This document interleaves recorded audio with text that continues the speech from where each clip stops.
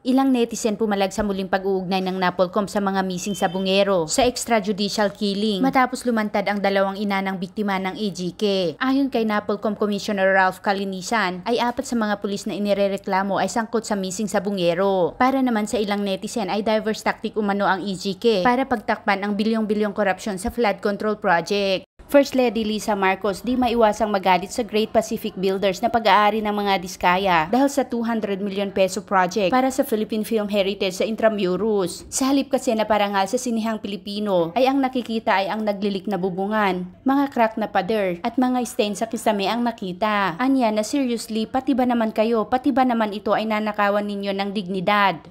Angel Aquino umapela sa Senate on Committee on Women and Children matapos magkalat ang isang AI-generated video gamit ang kanyang larawan. Nagamit kasi ang larawan nito sa isang deepfake pornography, kaya naman umapela ito sa Senado na habulin ang gumawa at nagpakalat ng video. Anya na humiliation at sobrang galit umano ang kanyang naramdaman nang makita ang nasabing video. Nagkaroon ng tensyon sa pagitan ng mga protesters at ng mga miyembro ng Quezon City Police matapos magtapon ng plastic bag na may mga lamang pintura ang mga protesters sa harap ng House of Representatives sa Quezon City dahil sa budget deliberation ng DPWH. Sa panayam ni Karen Davila kay Senator Erwin Tulfo ay diretsahan nitong tinanong kung makukulong ba ang mag-asawang Diskaya dahil sa flood control project ay sinabi ni Erwin na yes, I think so. Tinanong naman ni Karen kung makakahuli ba tayo ng mga politician na involved o nakatanggap ng kickback ay sagot ni Erwin na kung tututukan ang kaso ay posibleng matukoy ang mga politiko na involved sa flood control project. Iginiit ni House Speaker Martin Romualdez na dapat imbestigahan ang mga aligasyon ng katiwalian sa pamahalaan kasunod ng mga panawagan ng business community at civil society group. Sinabi rin nito na hindi hahayaan ng House of Representatives na manaig ang korupsyon.